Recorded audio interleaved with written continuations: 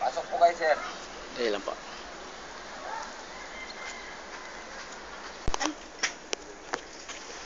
Ma'am, magandang ano po, umaga po. Sandali lang po, sir, sa bababa. Sige po. Ito ang aking... Ano pong kailangan, sir? Pwede po sana makausap yung bata, yung anak niyo po. Anak niyo po ba o apo? Sino po yun? Kailan po post ko lang. Bahay namin po, sir. Doon ka muna, anak, doon ka. Kasi nakaano yan eh. Ayan o, magkapatid po yun. Umayos ka, anak. Yan. Sampan, ang daming sampan.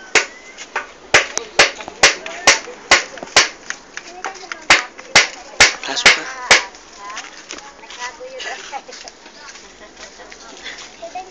Dalawang araw pa siya magdadala eh. Mabuti nga sirpan mo kung ano wala ngayon ay nandito po eh. So, sino po yung batang tinulungan ng boss? Ito pa ang batang tinulungan ni sir. Nasama ko. So, malaki na rin Huwag siya. naman masyadong ibukaka mo yung paa mo.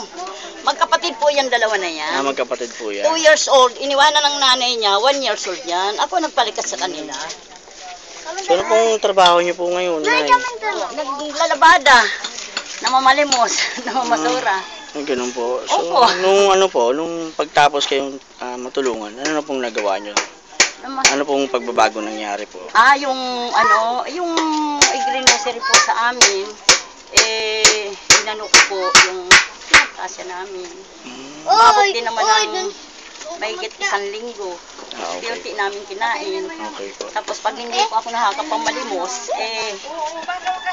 naglalabada po ako. Okay. Ito nga po, sa katotohanan niya po, itong kamay ko, gas-gas, lamaga.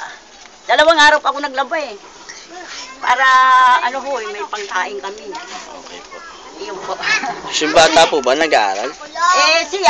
Si Maria Luna, hindi po nag-aaral yan, dahil hindi So, po. wala pa po. Si Marjorie lang po ang po yan. In-interview na po ako ni Sir. Okay po. Hindi po ito alam ni boss so nagkantak lang po ako ng konting Ano po? interview lang sa inyo. Hindi Ito, alam. Oo. Sige, pero pinapunta niya po ako dito. Inutosan kang pumunta rito. Opo. So, ganito po.